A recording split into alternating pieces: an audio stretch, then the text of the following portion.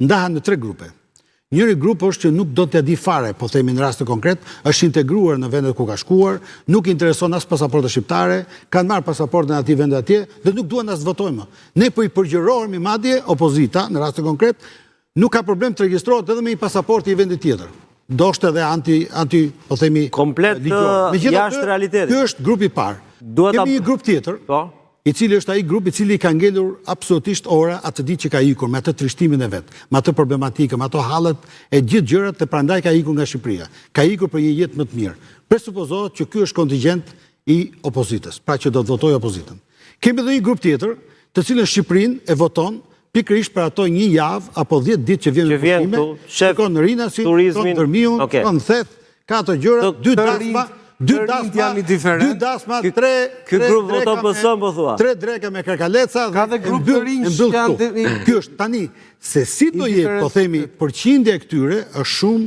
Jo, tani un kam një dakord, po un prandaj është kjo.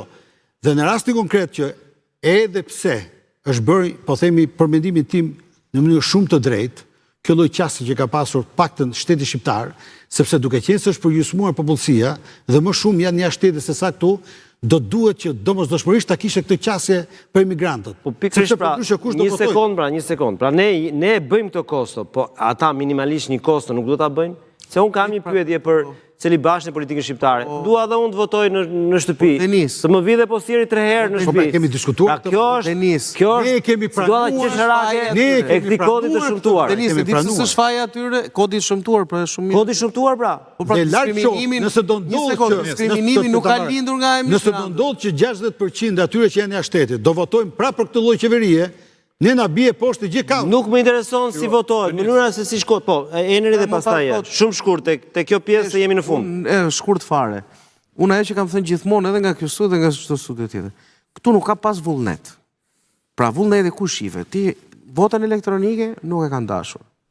Pra nëse PS e thoshte këtë, PD nuk e ka pranuar. Paktën për çështjet kryesore besoj unë.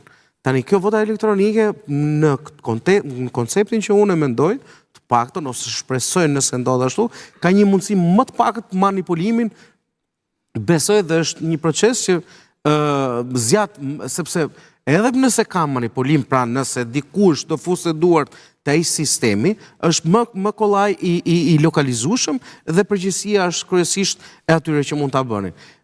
Unë kam thënë që për shembull shqiptarët, emigrantët që jetojnë emigrantët apo shqiptarët e diasporës që jetojnë jashtë Shqipërisë, mund të votojnë përmes e-Albaniat. Siç regjistrojmë, ne janë të gjithë dhëna, ne kemi këtu sot shtëpinë, makinën e-Albaniat, këto, po gjithë sistemi nuk është pranuar sepse dhe ky sistem manipulohesh. Pra, çdo kosto që ne kemi, si për antarësinë ai është një sistem që është kontestuar në Shqipëri. Po pra. Edhe në zgjedhjet e kaluara u kontestua. Që do të thotë që nuk ka besueshmëri. Çdo kosto që ne kemi nga xhepat tan është çështje mosbesimi që ndodh për këto. Po them pra, ky halli. Po krijon diskriminim të madh. Se sikur shprehimi kundër. Jo, s'është çështja e saj më. Ata diasporës më. Po ai thotë ti ke mundësit, do të më fusësh dhe 40 herë, do të marrësh dhe 40 herë. Po të votoj te e-Albania. Fus pasaportën, fus të dhënat, adresën, gjitha regjistrojmë ku kam... Aulon, shumë shkurt se nuk është temë emisionin, po bëri përshtypje se ku vjen puna për... Dakor, këtu e kemi debat. Unë mendoj që ne duhet kemi respekt për ata emigrant atje dhe nuk mund t'ju themi atyre hajde voto edhe paguaj 50 euro. Pse? Jo, nuk i themi hajde voto atje, po jo me 20 euro në tim. Ata janë më të mëdhej dhe në rast se ata nuk janë atje, ne nuk e kemi Shqipërinë fare, se ata i mbajnë me ilaçe prindrit, me bukë, me gjithë shka tjetër, ata i kanë kjo ha debat. Më falë pra, po ta mbaroj qasin me s'ka problem, mos i dakord. Kanë 35 vite që kontribojnë këtu. Ti themi, në rrasë e donin drejt në votës, paguni dhe 50 euro, për mendimin tim nuk është e nërshme. Kjo është para. E dyta, tani, që t'jemi realist, kjo vot diaspore, unë gjykoj që do jetë vot refuzuese për qeverinë Rama.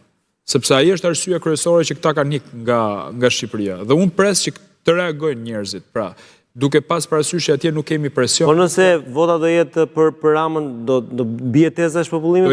Jo, nuk bie teza shpopullimi. Po pse çfarë? Popullimi ekziston. Se thesh arsyeja që kanë ikur Rama. Nëse votojnë arsyeën. Aloni sa po e hodhi shpopullimin, e hodhi sa po e hodhi poshtë popullimit kur tha që ne majemi me remitancat e atyre, kështu që është gjë e mirë. Po mos ishin ata nuk do ishim ne. Që kështu që Rama ka bërë mirë i tjetë në kontekst jo, dakord jam unë, po ne po flasim për këtë emigracionin e konsolidum që ka viti 90 burra. Pra, ata kanë ikë me anija Vlora e këto e tjerë, ata e kanë majtë Shqipërinë. Prodhojmë ne gjonë neve? Prodhojmë ne gjonë Shqipëri?